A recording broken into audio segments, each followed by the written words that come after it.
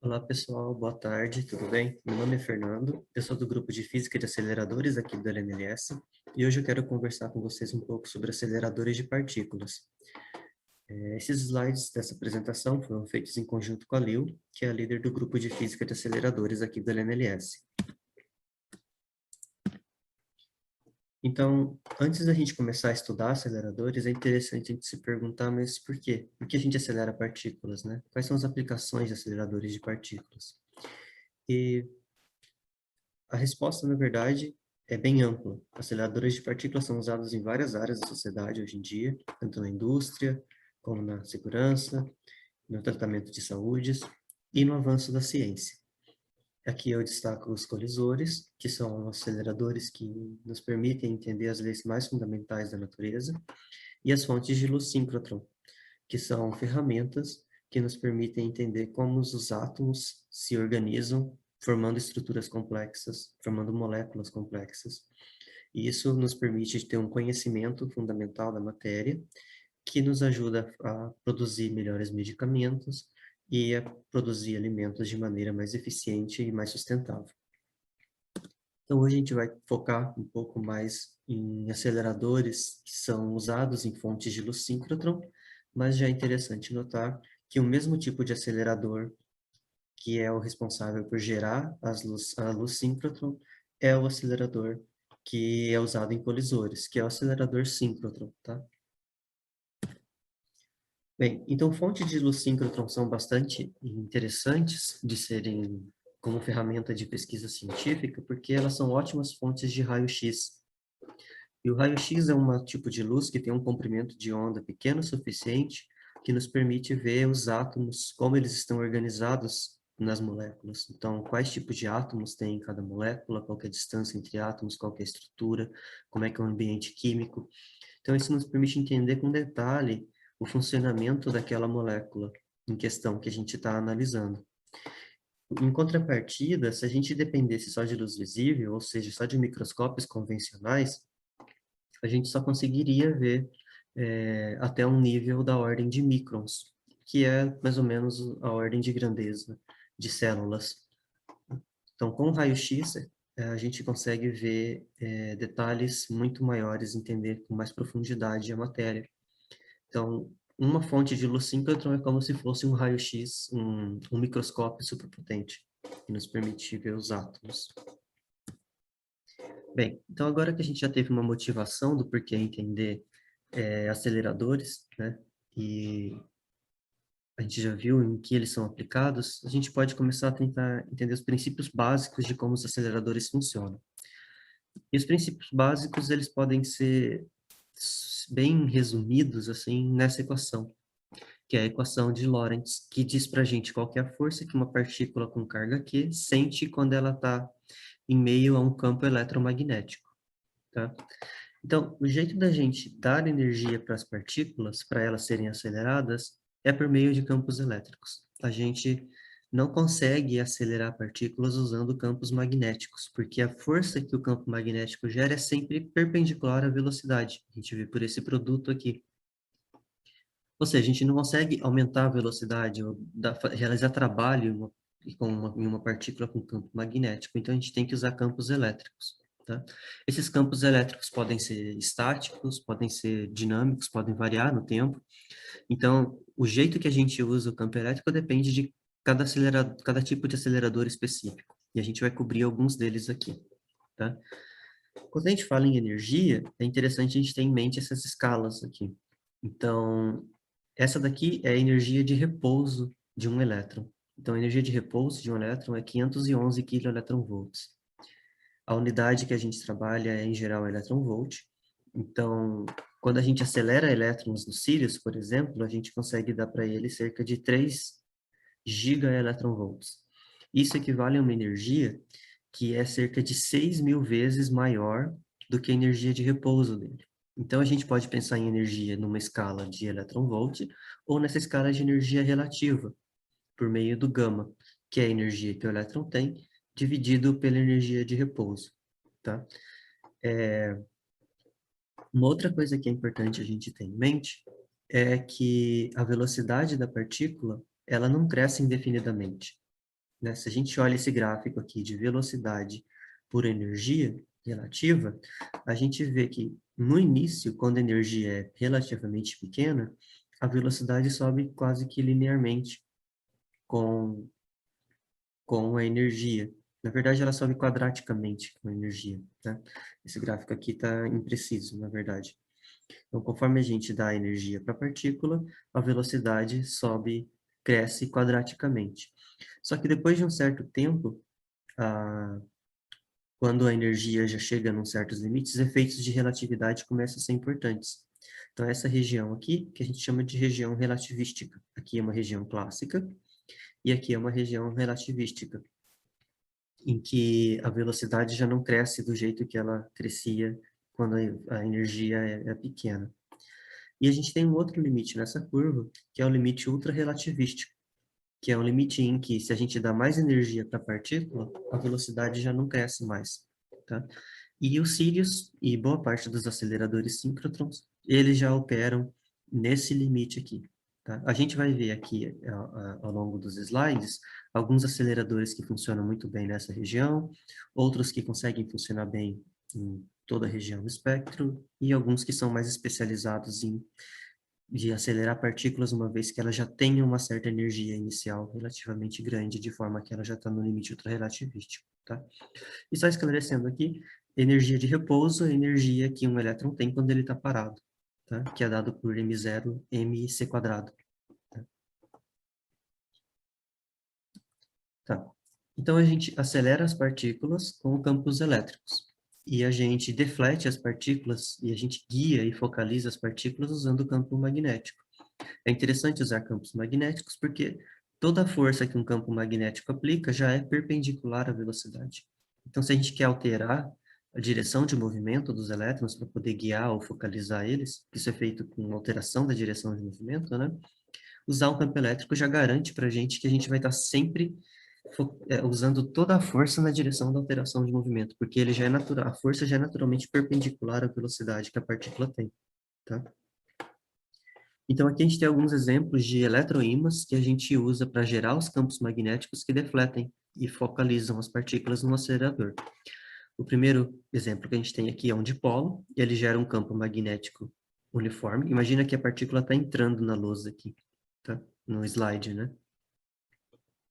Então, ele gera um campo magnético uniforme, e aqui embaixo tem um exemplo de um dipolo, em que a gente vê que essas bobinas aqui em cima e embaixo passa corrente elétrica, e essa corrente elétrica induz um campo magnético que fecha as linhas de campo dessa forma, assim.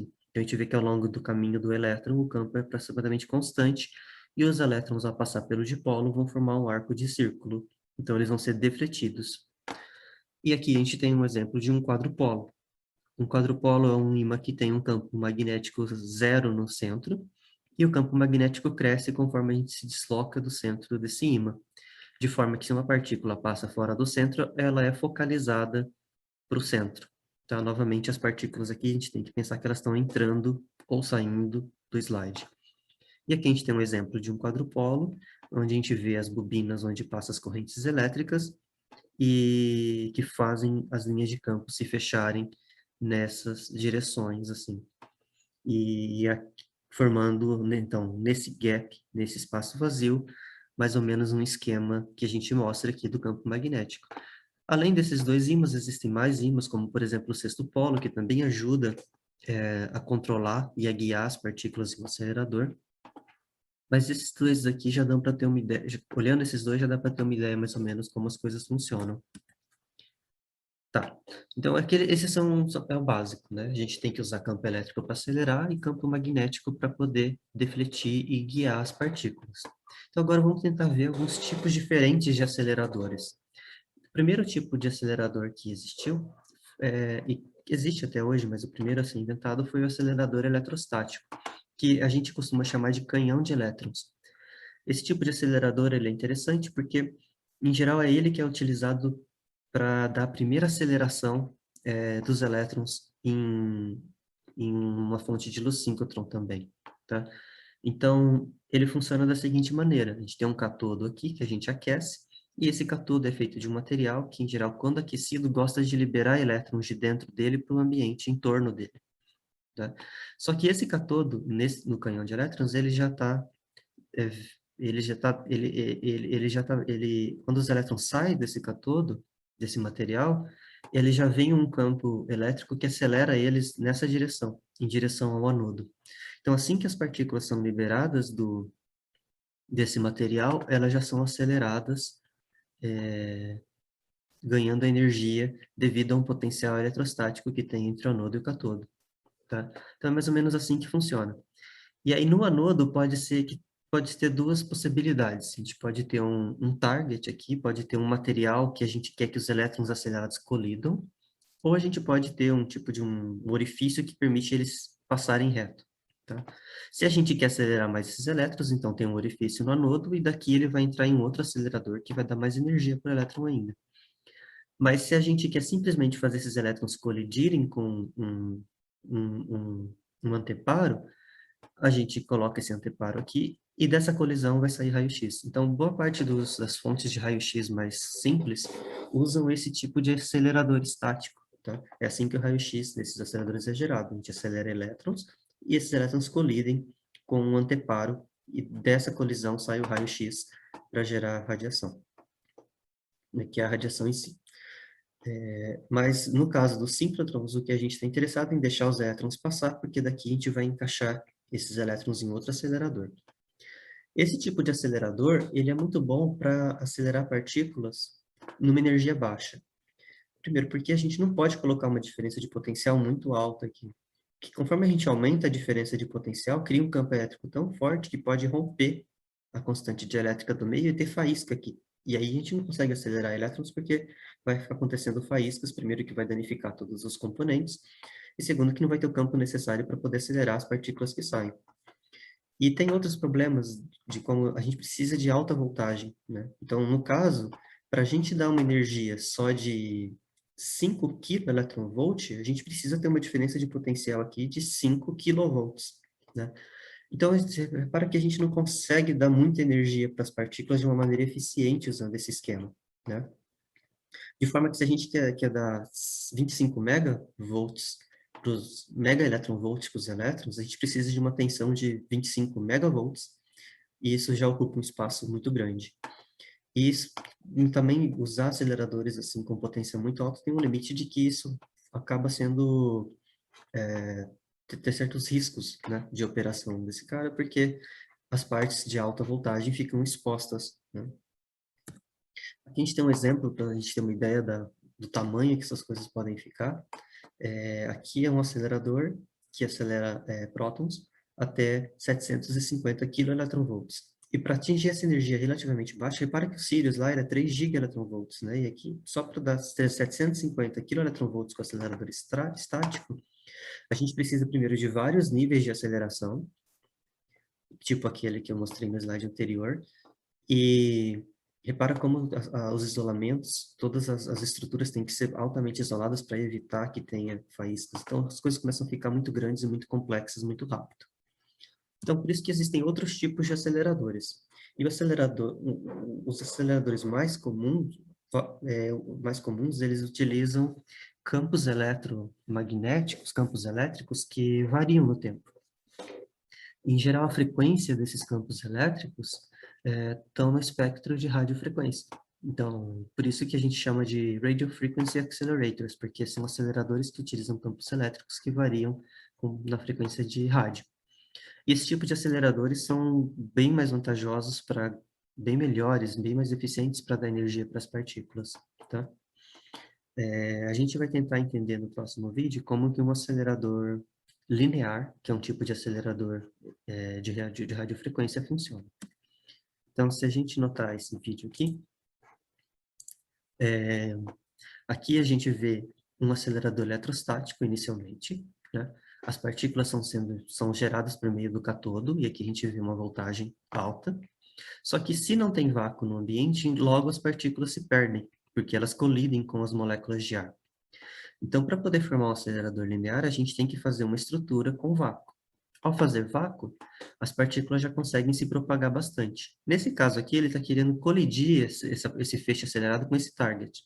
Então, repara que se a gente não controla o movimento das partículas, elas são espalhadas conforme elas se propagam, né? Elas vão abrindo esse leque, elas têm uma divergência natural, de forma que poucas partículas atingem o target. Agora, se a gente coloca um campo magnético aqui para controlar as partículas, a gente já consegue fazer com que todas elas cheguem certinho na onde ele quer colidir, no caso. Só que, nesse estágio ainda, a energia que as partículas têm é relativamente pequena, tá? Ela não chega nem próximo da velocidade da luz. Vocês lembram lá que a gente quer partículas com uma energia tão alta que a velocidade dela já é bem próxima da luz, né? E com essa aceleração, como eu falei, eletrostática, a gente consegue velocidades pequenas. Aqui nesse caso, esse canhão de elétrons, ele tem 50 keV, o que faz com que as partículas tenham só 40% da velocidade da luz. Se a gente tentar subir muito a tensão desse cara para dar mais energia, a gente já vai começar a entrar problemas de faíscas, né? Então, a gente não pode usar esse mecanismo. E é aí que entra os aceleradores de radiofrequência, tá? Então, o que a gente vai fazer, o que o vídeo vai mostrar nos próximos minutos, é que a gente vai inserir naquela estrutura um campo eletromagnético que oscila no tempo. Então, esse cara aqui gera um campo elétrico oscilante no tempo, na frequência de radiofrequência. Esses campos elétricos oscilando são guiados por esses guias de onda, e eles, depois de guiados, eles entram e começam a se propagar dentro dessa estrutura metálica que é onde as partículas vão passar. E eles são alternados de forma que eles vão se propagando, esse campo elétrico. Então, há regiões de campos que são positivo e negativo vão se alternando, tá vendo? Então, fica esse padrão de linhas de campo para trás, linhas de campo elétrico para frente, tá? Então, como esse campo está se propagando, as partículas que vão se propagar aqui também vão sentir esse campo, tá? Então, no caso de elétrons, eles têm cargas negativas, então eles são repelidos por linhas de campo negativas também, né? Mas eles são e aqui no caso os prótons é o contrário, eles são sempre repelidos por cargas iguais ou linhas de campos iguais, mas quando a gente tem uma linha de campo contrária à direção da linha de campo do elétron, a gente vê que ela é traída. Então repara, o elétron está entrando aqui, esse é um campo elétrico se propagando na estrutura. O campo elétrico, quando ele chega aqui, ele é puxado para frente, né? E assim ele é acelerado, é assim que funciona a aceleração. Então, inicialmente, os elétrons vão passar. A gente está vendo aqui o campo elétrico propagando, né, na estrutura. Aí a gente está começando a andar junto com o campo elétrico, tá vendo que está passando para trás aqui. E aí os elétrons são acelerados nessa seção. Só que quando eles são acelerados, ganham mais velocidade, eles começam a andar mais rápido que o campo elétrico e eles começam a ver linhas de campo que desaceleram ele aqui, né? Então, a gente tem que corrigir esse efeito. A gente tem que fazer com que, no início, esses campos elétricos se propaguem mais lentamente, e conforme os elétrons vão ganhando energia, vão ganhando velocidade, a gente tem que fazer esses campos elétricos se propagarem mais rápido, né? Então, é aí que entra uma outro detalhe de funcionamento do LINAC, dos aceleradores lineares, que é a gente faz essa estrutura com um monte de íris, assim. Essas íris no início são bem pequenininhas, então elas dificultam a passagem do campo elétrico, ou seja, no início aqui ele se propaga mais lentamente. E depois as íris vão ficando maior, de forma que o campo elétrico se propaga mais rápido, tá? Ou seja, no início, em que a velocidade das partículas é pequena, significa que a velocidade do campo elétrico é igual à velocidade da partícula. E conforme ela vai ganhando energia, o campo elétrico também vai propagando mais rápido, então o que vai acontecer é que os elétrons vão estar sempre em fase com esse campo elétrico. Então, como o campo elétrico está se propagando, está sendo positivo e negativo, os elétrons vão sempre ficar naquela fase certinha que dá máxima energia para eles, tá?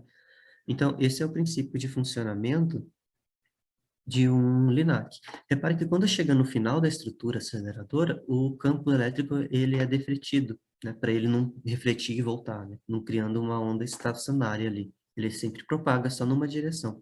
E aqui a gente vê aquilo que eu falei.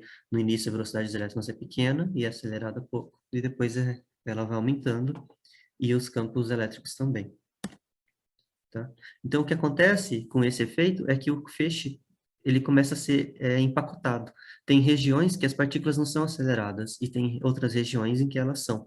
Então, só vai ter elétrons aqui com energia alta em pacotinhos, tá? Então, o feixe de elétrons nesses campos que se propagam no tempo, eles são campos que são eles são feixes que são empacotadinhos.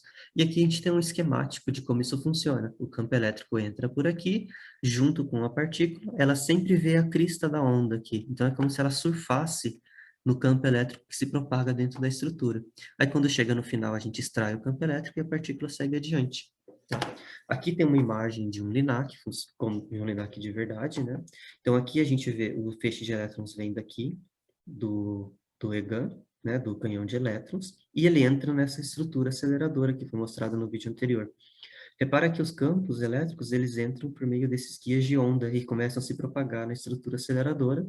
Quando chega no final dela, eles são extraídos para poder ser dissipados aqui em algum equipamento.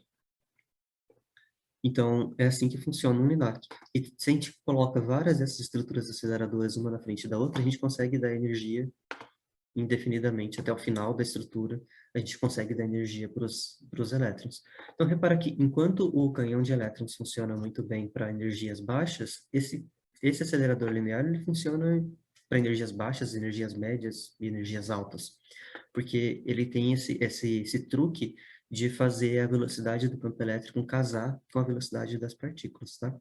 E a energia que a gente dá para os elétrons são as N estruturinhas que a gente tem aqui dentro, entre as íris, vezes a voltagem que tem em cada íris. Então, repare que para dar uma energia muito alta, a gente não precisa de uma voltagem muito grande.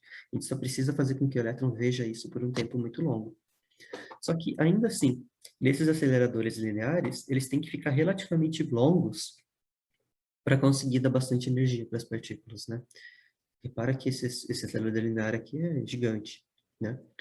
Então, aí surge a ideia de aceleradores circulares. Ao invés da gente fazer a partícula ficar propagando junto com o campo por um tempo muito longo, por que a gente não faz elas darem voltas e passarem para a mesma estrutura aceleradora várias vezes? Essa é a ideia de acelerador circular, tá? Então, aqui a gente tem dois exemplos de aceleradores circulares. Esse aqui é o microtron. Então, agora, repara que o único lugar que acelera a partícula é esse lugarzinho aqui, né? Ele já não precisa de uma estrutura gigante. Então, aqui dentro dessa cavidade, agora é uma cavidade que fica aqui, a gente joga um campo elétrico que fica oscilando no tempo. Então, o campo elétrico oscilando para frente e para trás aqui. Só que diferente daquelas estruturas do acelerador linear, isso aqui agora é uma onda estacionária, porque o campo elétrico fica preso aqui dentro, ele não está se propagando. Ele está preso aqui, e ele fica oscilando para frente e para trás. Quando a partícula com energia baixa passa por essa estrutura, ela ganha energia. No que ela ganha energia, ela vai fazer essa trajetória maior. Aqui a gente, em geral, tem dipolos que defletem as partículas, tá? Ela vai fazer essa órbita maior. Aí ela vai dar uma volta e vai chegar aqui na estrutura de novo e vai ganhar mais energia. E ela vai dar uma volta maior. Então é assim que funciona um microtron. A gente vai vendo que a órbita da partícula vai variando a cada passada que ela tem, que ela passa pela cavidade de RF, tá? Um outro acelerador circular também é o que a gente chama de ciclotron. O ciclotron, a gente injeta os elétrons aqui. Aí nessa estrutura aqui, bem nesse gap aqui, ó, a gente tem um campo elétrico. Se a gente olhar isso daqui, é como se, essa visão é a visão desse desenho, só que tombada, né? De forma que a partícula ela está entrando e saindo assim, né? Fazendo círculos dessa forma. Então, no início, o elétron passa por essa cavidade aqui, em que ele ganha energia, e aí ele faz uma órbita pequena. Quando ele passa de novo por essa cavidade ele vai ver um campo elétrico, o campo elétrico oscilou uma vez, né? Então aqui o campo elétrico estava apontando para cá, mas aí o campo elétrico oscila. Quando ele dá essa volta, o campo elétrico oscilou meio período, e aí ele vê um campo elétrico na outra direção, que faz com que ele seja acelerado novamente. Aí ele vai fazer dentro do dipolo aqui um arco de círculo, e ele vai, nesse período, repara que o comprimento da trajetória aumentou. Só que a velocidade do elétron também aumentou, de forma que o tempo que ele demora para fazer esse arquinho é exatamente igual ao tempo que ele demora para fazer esse arquinho aqui, tá? Então, o tempo é o mesmo. Como o tempo é o mesmo, ele vai ver o campo elétrico agora novamente tendo dado mais meio período. E aí ele vai ganhar mais energia, fazer uma trajetória maior, só que aí a velocidade dele é maior, também o tempo vai ser o mesmo, que ele vai demorar. Então, tem uma condição de sincronismo aqui, que é que o tempo que ele demora para fazer meio arco é um múltiplo do tempo que o campo elétrico demora para dar meio período aqui, para oscilar meio período. Então, assim, a gente consegue fazer um esquema que o elétron vai espiralando para fora e vai sempre ganhando energia, até chegar a um ponto em que ele pode ser extraído com uma energia relativamente alta. Então, esse é o ciclotron. Aqui tem alguns exemplos, esse aqui é um microtron, né? Então, aqui é interessante esse microtron aqui, que fica na USP. Então, ele já consegue acelerar partículas até 25 megaelectronvolts. Já é uma outra ordem de grandeza em relação aos estáticos, né? E aqui, repare, então, que aqui tem a estrutura aceleradora. Então, os elétrons passam por aqui, são acelerados. Aí, nesse dipolo aqui, eles fazem a curva e vão para esse primeiro tubo aqui. Aí, eles vão passar por esse dipolo do lado de cá, e entrar de novo na estrutura e passar pelo segundo tubo, e assim por diante, até eles serem acelerados. Aqui é um outro esquema de microtron também, tá? E esse aqui é um desenho esquemático de um ciclotron. Então aqui a gente vê os dipolos, tá vendo? Aqui acima, aqui é o polo norte, aqui o polo sul desse dipolo. E aqui dentro dessa estrutura metálica tem as placas de cobre que geram aquele campo elétrico dentro desse gap aqui, né? Dentro, repara que quando o elétron está passando por dentro dessas meia-luas de cobre, ele não sente campo elétrico, porque ele blinda a parte interna, né? Mas quando ele está nesse gap, ele vai sentir o campo elétrico. E aí a gente alimenta essas duas essas duas bolachas aqui, né? Meia bolacha de material de cobre, com um oscilador, que fica alterando a diferença de potencial aqui. Então, isso a gente consegue gerar aceleração para os elétrons que depois são extraídos, e aqui eles são, no caso, colididos com um target, tá? Então, esse é assim que funciona o ciclotron. Só que o problema do ciclotron é que, para você começar a dar mais energia para as partículas, a órbita está ficando muito grande, e ao longo de toda a órbita a gente precisa ter um campo dipolar ali, ou seja, o tamanho do dipolo começa a ficar gigante. Então, aqui nesse caso, repara que esse dipolo aqui, para chegar a um campo de 1,5 Tesla, precisava de um núcleo aqui de 4.300 toneladas, né? Então, esse é um dos problemas do ciclotron, um dos principais problemas do ciclotron, porque os ímãs começam a ficar muito grandes, muito rápido. E um outro problema é que conforme a gente entra no limite relativístico, a velocidade da partícula já não sobe, já não cresce do jeito que ela cresce antes, né? A velocidade da partícula, ela começa a, conforme o elétron vai ganhando energia, a subir cada vez menos. Aí aquela condição de sincronicidade que a gente precisa, que é o tempo de dar meia-lua ser sempre igual, já não vai ser igual, porque não vai ser a mesma coisa. Porque é a energia da partícula que define quanto ela vai ser defletida, né? Então, se a gente voltar aqui, é a energia da partícula que define qual que é o raio de curvatura. Só que é a velocidade da partícula que vai definir o tempo que ela vai demorar para percorrer. Como a energia está subindo, mas a velocidade não está, significa que ele vai demorar tempos diferentes para dar meia-luas diferentes. Ou seja, ele não vai ver o campo elétrico naquela fase ideal que é necessária para ele ser acelerado. Então, isso também é um certo problema para ciclotrons. Isso aqui pode ser contornado, é claro. A gente pode mudar, por exemplo, a frequência que a gente está excitando o campo elétrico, né? Então, de forma a sempre bater o período que ele precisa para dar meia volta com a fase do campo elétrico, mas já começa a ficar mais complexo. E aí que surge a ideia de síncrotrons, né? Então, síncrotrons são aceleradores circulares em que a trajetória das partículas é sempre fixa, tá? E então aqui a gente tem, como no microtron ou no ciclotron, a gente tem uma estrutura aceleradora que tem um campo elétrico estático, um campo elétrico que fica oscilando no tempo aqui, né? Tem um campo elétrico preso, uma standing wave, né? Que a gente chama. E os elétrons vão dando a volta no síncrotron. Aqui estão dipolos, então repare que agora a gente pode quebrar seções com dipolos, e seções sem dipolos. Então, as seções sem dipolos são seções retas. Aqui está curvo, mas só porque isso aqui é um esquema, né? Mas as seções sem dipolos são seções em que a partícula segue um trecho reto. E onde tem dipolo é uma curva. E aí, o jeito que a gente faz para poder dar energia para as partículas, a gente altera o campo magnético dos dipolos. Tá? Então, conforme a partícula vai ganhando energia, ela vai querer fazer uma trajetória maior, né? Só que se a gente sobe o campo do dipolo, ela vai sempre fazer a mesma trajetória. Então, num síncrotron, a trajetória das partículas é mantida fixa, tá? Só que para isso funcionar, a gente tem que responder a questão: será que esse sincronismo entre as partículas e a oscilação do campo elétrico aqui pode ser mantida, né? Aqui tem uma imagem de um síncrotron em Berkeley, então repara que é um síncrotron bem pequenininho ainda, né? E para responder essa questão, a gente tem que entender um pouquinho mais como é que os dipolos funcionam, tá? Então, os dipolos, eles, como eu falei, eles geram um campo uniforme na direção vertical, que é constante ao longo das direções transversais do feixe. Então, o feixe está na direção Z aqui, que no caso está entrando no slide.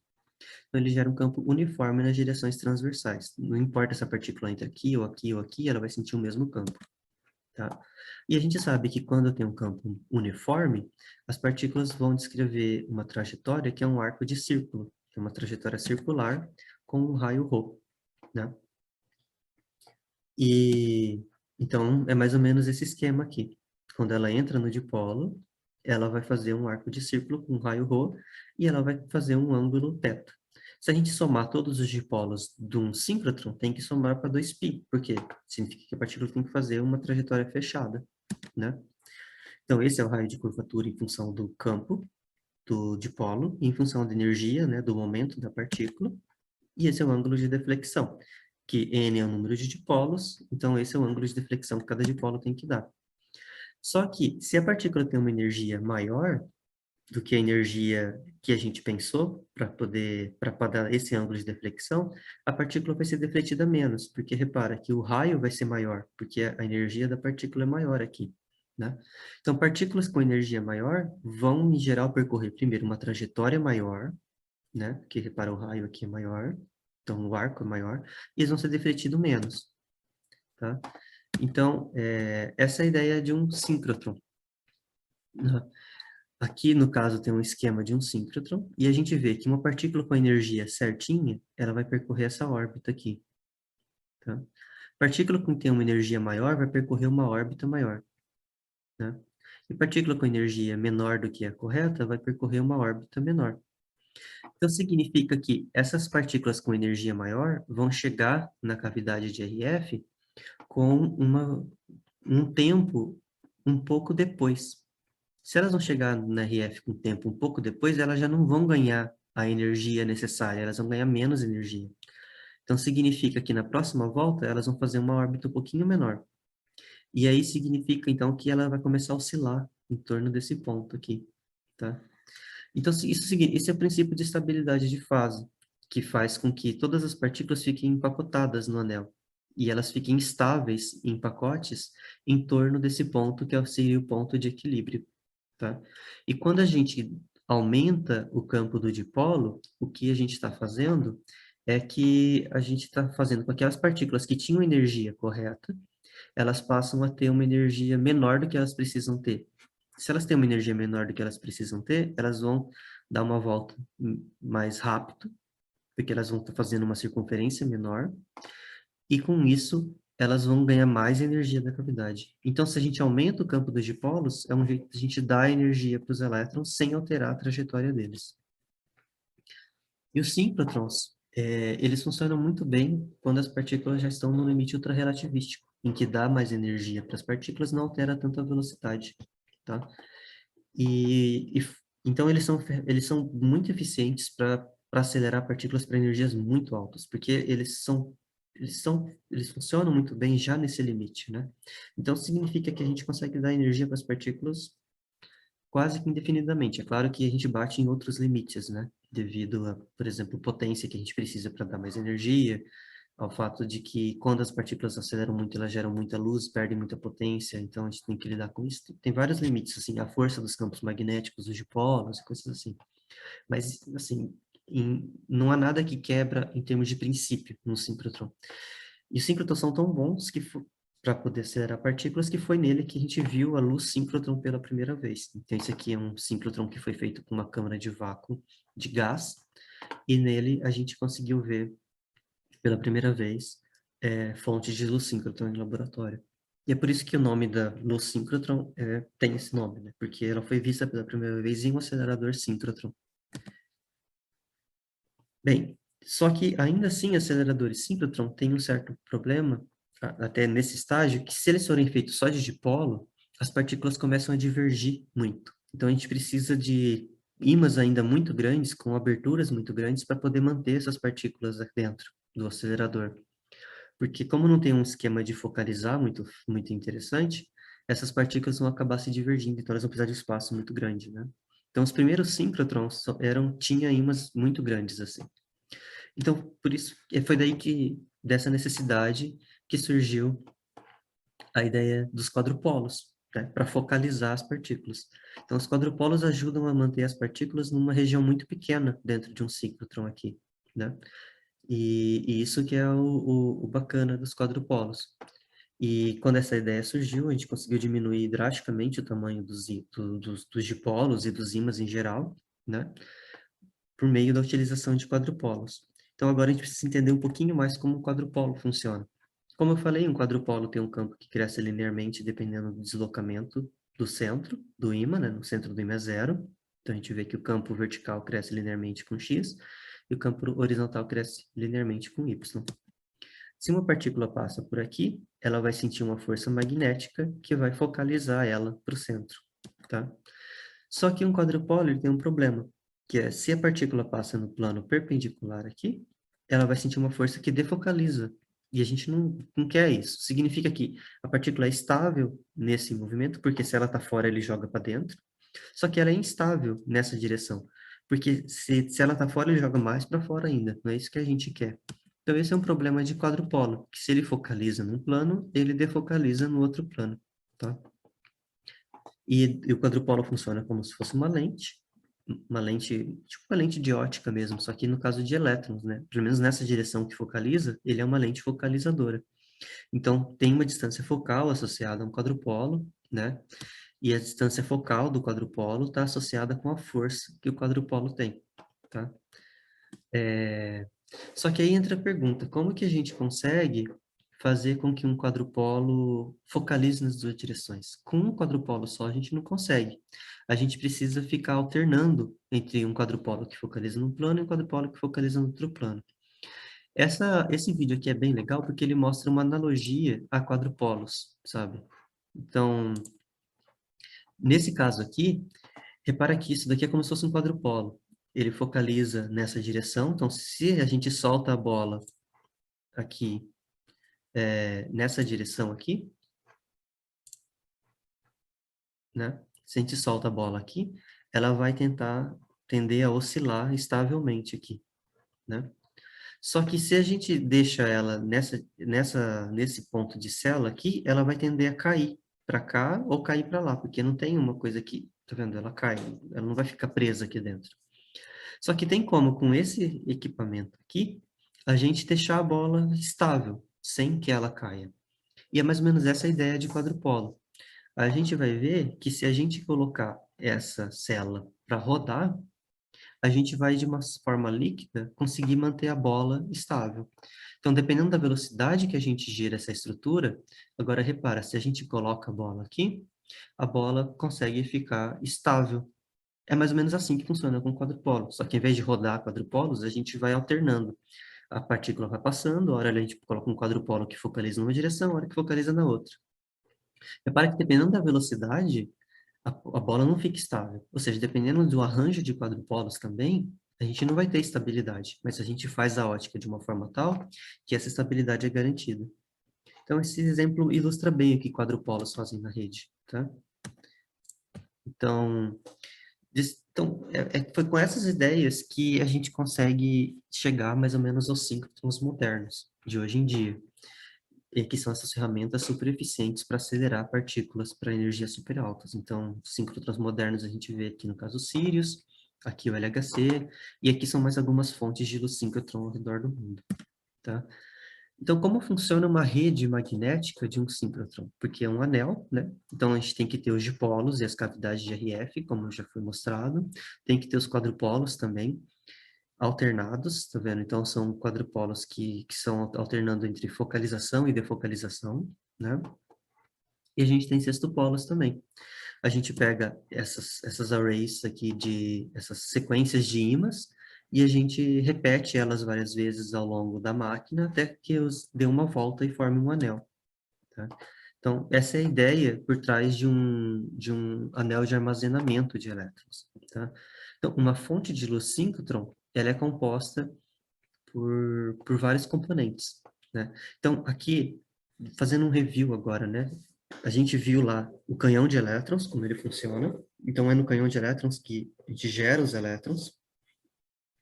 Depois, os elétrons passam pelo acelerador linear, que a gente viu o vídeo também de como ele funciona, onde eles ganham mais energia. Quando chega no final do acelerador linear, em geral, as partículas já têm energia, já estão no limite ultrarrelativístico, ou seja, a velocidade delas já é muito próxima da velocidade da luz. Só que a energia ainda é baixa.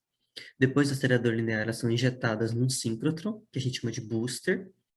Então, esse síncrotron aqui, as partículas ficam dando várias voltas ao redor do síncrotron, até que elas ganhem energia suficiente para ser injetadas no anel de armazenamento.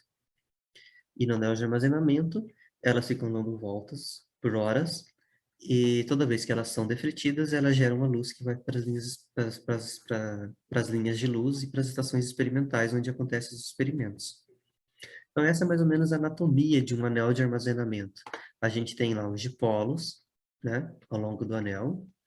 A gente tem a cavidade de RF, né, que a cavidade de RF, então, tem aquele campo elétrico que fica oscilando, e conforme a partícula passa pela cavidade, ela é acelerada. Então, é aqui que é o acelerador, de fato, né?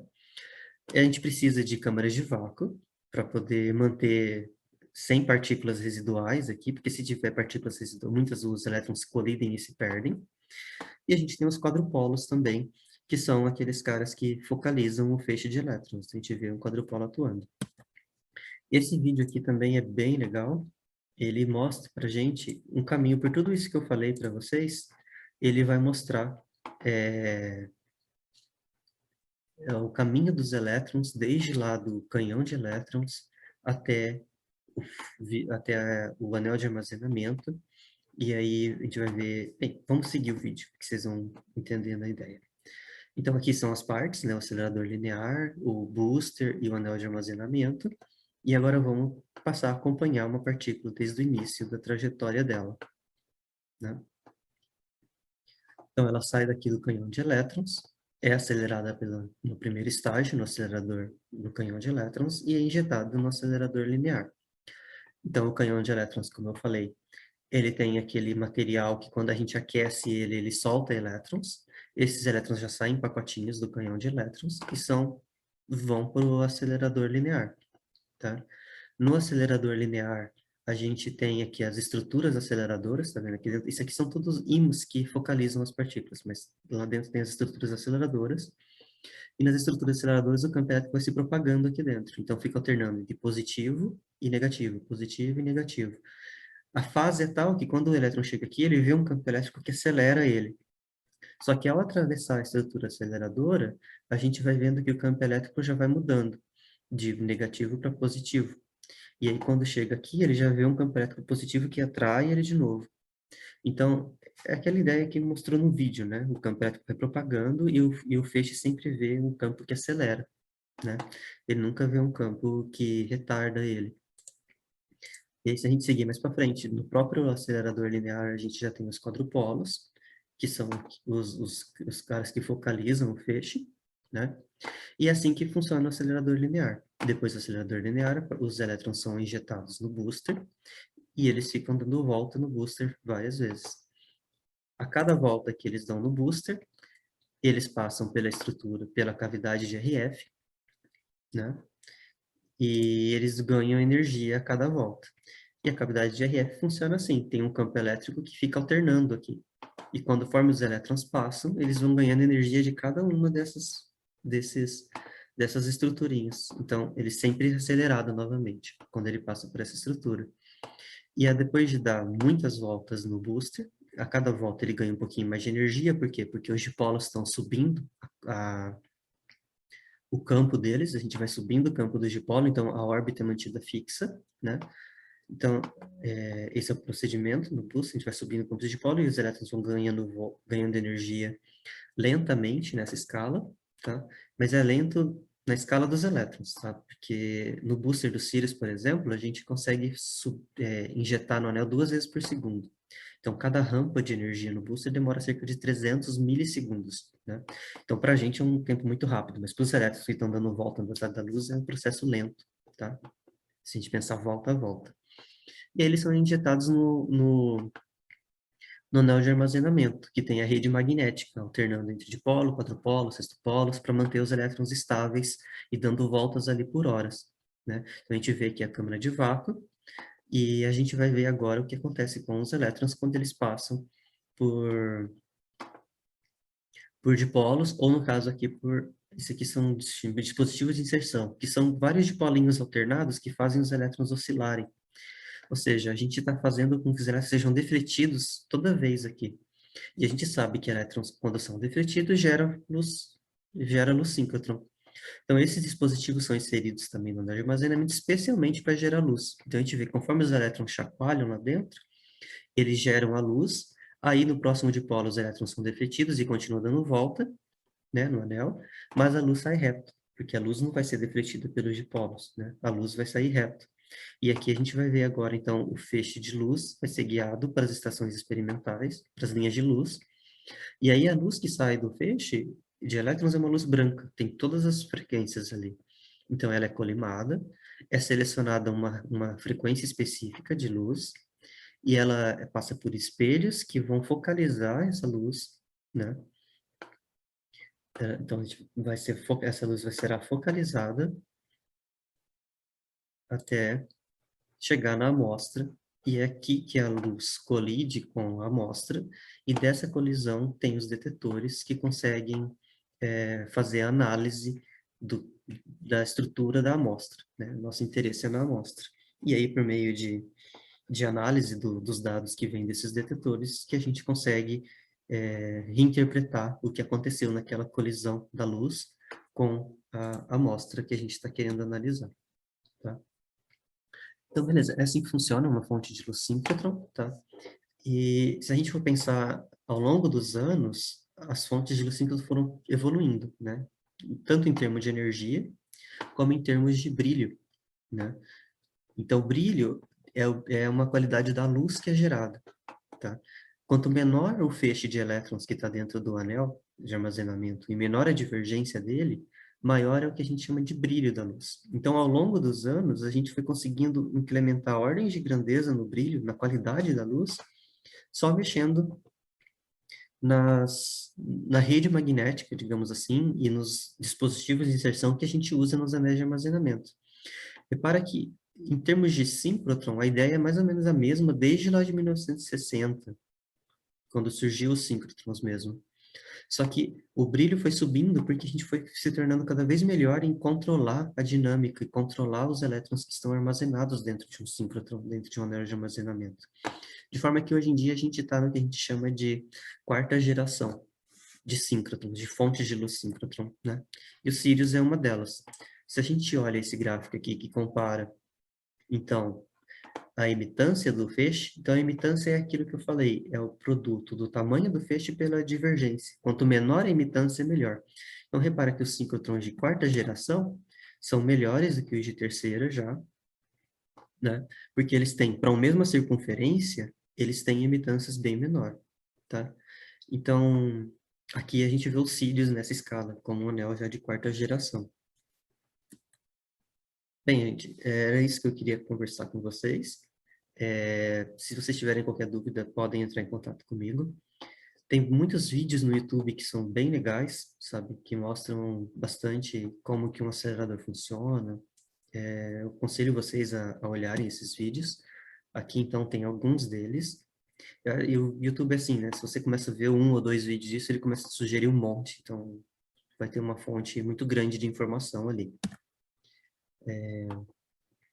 Só passando nas referências, alguma delas eu já usei ao longo da apresentação. Aqui também tem algumas imagens do time-lapse da montagem dos aceleradores do Sirius, do LINAC e do Anel, né? Vocês podem acompanhar. E é isso. Muito obrigado pela atenção.